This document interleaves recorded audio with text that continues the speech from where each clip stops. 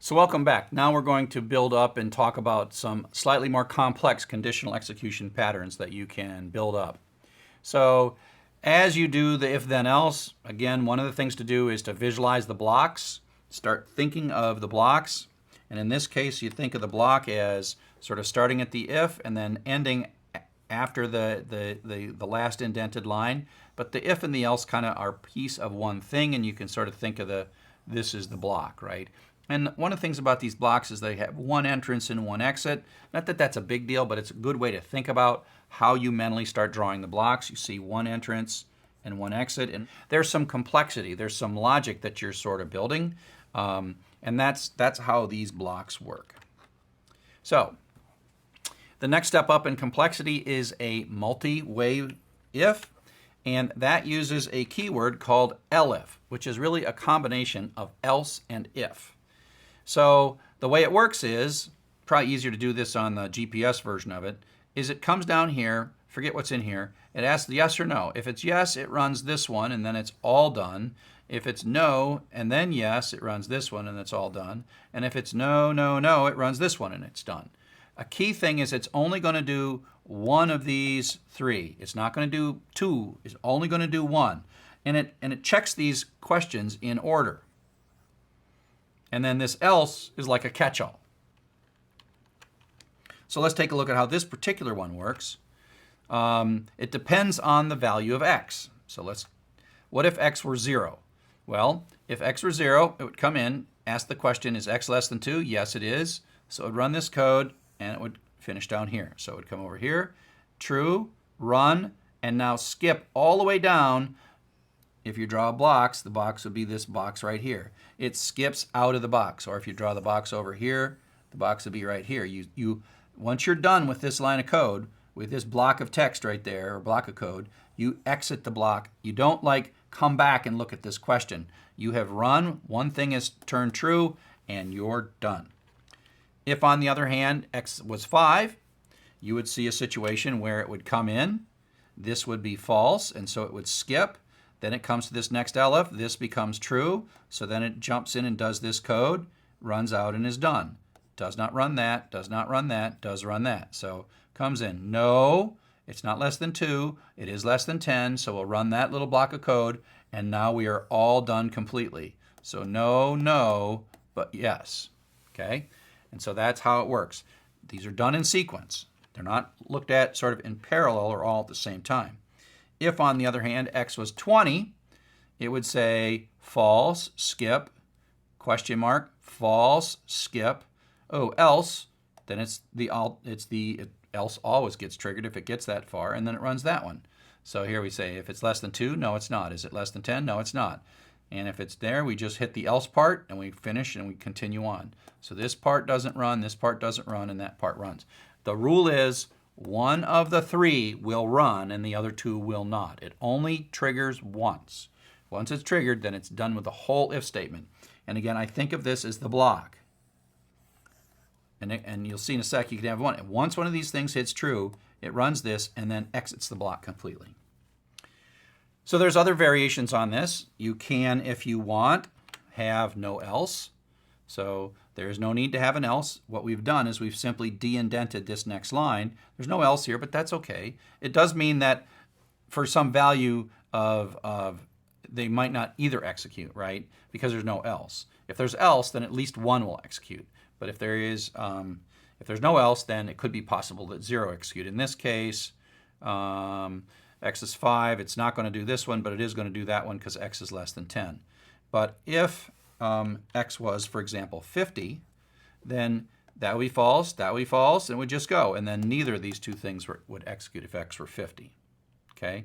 So it just means that you don't have to have an else if you don't want to. Further, you can have lots of elifs. If x is less than 2, do this. Elif, elif, elif, elif, elif, elif. And remember, it checks them in order. First, second, third, fourth, fifth. So if x was 15, this would be false, this would be false, this would be true, so it would run this code, and then it would come down whatever's next down here. So again, only one of these is going to trigger. No, no, yes, no, no, no. I mean, 15 is indeed less than 40. If it came here, it would be true, but it doesn't matter because 1 has triggered. And so then it takes the entire block, and there's our entire block. So as soon as it executes 1, the next thing to do is escape or exit right out of the block. Okay? Got it? Okay, so here are a couple of puzzles. I'll give you a second to pause this. And the question is to look at some of these, depending on, for a particular value of x, you will have none of them execute. So which will never happen for some particular value of x. Meaning you can pick any value for x you want, but there's some that you can't cause to execute. Okay? So I'll pause for a second, let you pause the video if you want, and then I'll come back and explain it to you. Okay, you had some time to pause. Hopefully you did pause or didn't pause, but it doesn't matter. You can still pause while I'm talking until I start drawing and telling you the answer. Okay, so in this one, if x is less than 2, do this, else if x greater than or equal to 2. The one that's never going to execute is this one right here. And that's because no matter what value of x, it is either less than or equal to 2 or greater than or equal to 2. So for any value of x, no matter what you pick, it's either going to run this one or this one, but it's never going to run that one for any value of x. Okay? So that's a little tricky. I just happen to have constructed my logical questions in such a way that they covered all values of x, and so the else was kind of irrelevant. Now I wouldn't even draw this way. If I was going to draw this or write this code, I would probably just make this be an else, colon, and this not be there. But this was more of a puzzle than anything else. So in this next one, we have to remember that these things happen in order. So if x is less than 2, we're going to run this. If it's less than 20, we're going to run this. If it's less than 10, we're going to run this. But the problem is all values of x that are less than 10, for which this would become true, this is always true. So a value like 6, this becomes true. So that means that if it's something like 6, it's going to run this and come out and never ask this question, right? So that's the key. Even though this is true and this is true, for the 6, it never even gets here because this one triggered first. Okay? And so that's why this is the line of code that no matter what the value for x, will never run. Okay, so the last conditional code is what's called the try and except structure. And if you learn other programming languages, this sort of catching errors is a more advanced concept. But in Python, we tend to have to use it earlier because there are things where if you don't use it, the code blows up. And the whole idea of a try except is that you have a bit of code that you know might fail. And so you kind of want to take out an insurance policy on it and say, hey, give this a try. If it works, great. If it doesn't, do this other thing. Don't blow up. Don't get a traceback. And so this is a way to eliminate or catch a traceback, something that would otherwise be a traceback. That's what this is for.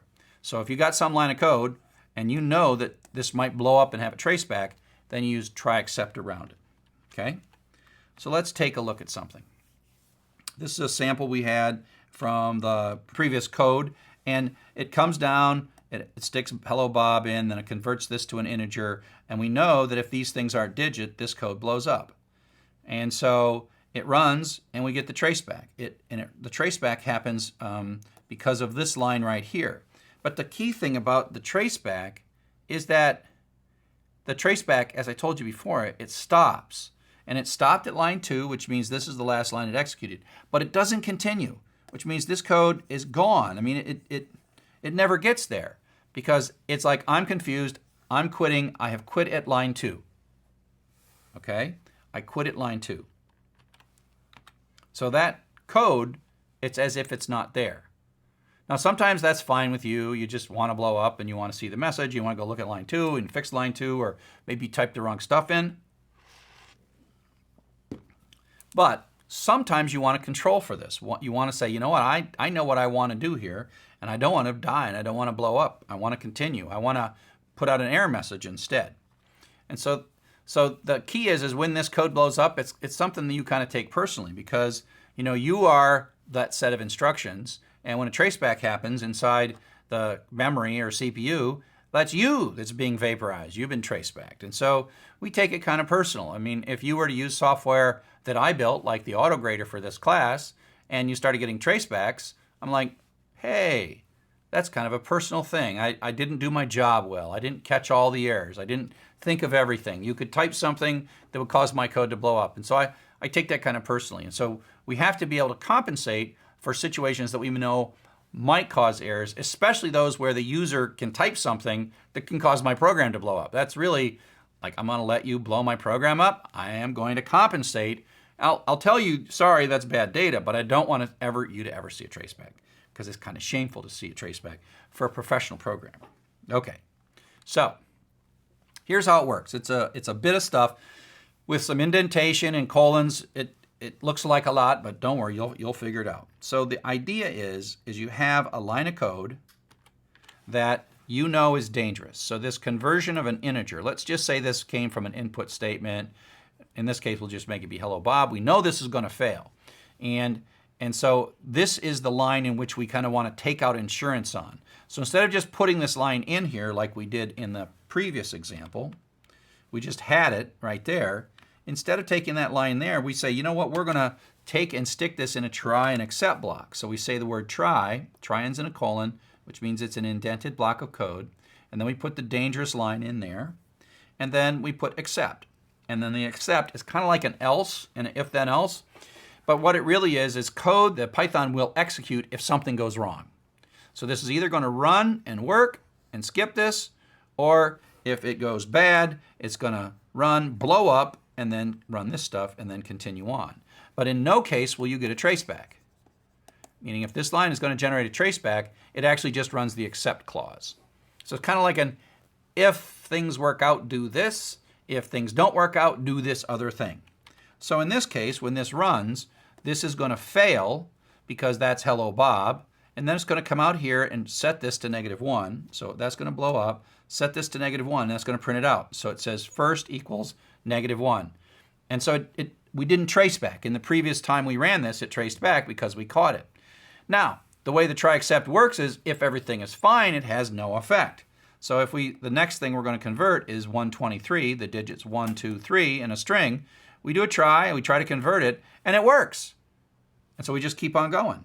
We don't run the except, so this code does not run because this code succeeded. There was no traceback that was going to be generated. There's a traceback generated up here. There was no traceback generated here. So it comes through, and the result is istir ends up with a integer 123. And so it's an insurance policy, or it says, I know this might blow up, and if it does, I'm giving you alternate text or alternate code to run.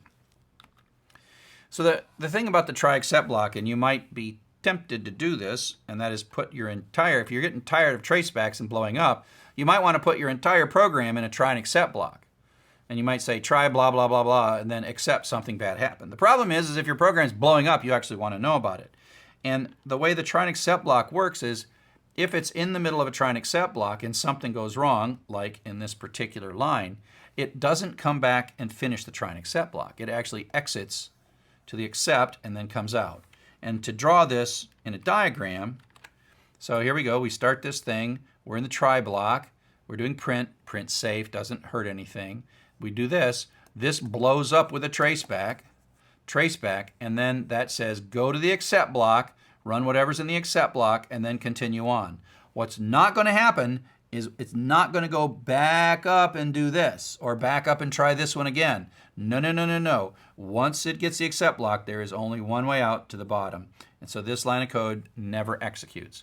And so that's one of the things we try to do, where you don't put too much stuff in. You would put this print statement out here and this print statement out here, and you'd only put one line in the try except block if possible. Sometimes you put a few more lines in there, but you try to minimize. You know what line is dangerous. Print is not dangerous. And these two prints are not really dangerous. Don't put them in the block, because any line in the block, as soon as it hits a bad line with a traceback, it's out of the block, runs the except, and then continues on. So here is a more practical example where we're going to read a number from the user and print out either nice work or not a number. And so we'd take an input statement which stops and waits for us to type, and then we type 42, and then 42 goes into roster, and then we know that this int is dangerous, right? And this roster came from the user, whatever the user typed. And so we put it in the try block, and if it's 42, it converts, and it says ival is greater than 0. We print it out, so it says nice work. Now, we'll run this code again. Okay, we run it a second time, and now we enter something. It says 42, but it's like F-O-R-T-Y. And so 42 is what goes in here. We, as the programmer, had no control over what our crazy user was typing, right? You're starting to be a programmer, and crazy users do crazy things to your poor programs, even if they're only like 7 lines long. So we got 42 coming in here. We know this is going to blow up. This int is going to blow up with a traceback. But that's okay. We've compensated for that, and we told Python, hey, we know that might happen, and if you detect a traceback, jump straight into the except block, run this, set it to -1, and then continue on. So this is the de-indent of the try except block, and if it's greater than 0, we say nice work, but in this case, it's not, and we say not a number, and so it comes out with not a number. What's not here is a traceback. There is no traceback in this. That's what we achieved, and it doesn't hurt. There's no, when it works, you don't need, the try except kind of does nothing, because the except code, when it works, is ignored. So it's like code you add in case something happens in an other line of code. Pretty cool, actually. So you have a couple exercises, and I've got some videos of those exercises. So in summary, what we talked about in this chapter is comparison operators, logical questions. Key is that these comparison operators don't change their arguments. You could say if x is less than 5, doesn't change the value for x. We have indentation and how important indentation is. One-way decisions with if, two-way decisions with if then else. Nested decisions where you have an if inside of an if that moves on in. Else if, and then try and except to catch errors that you want to catch. Okay? So thanks a lot.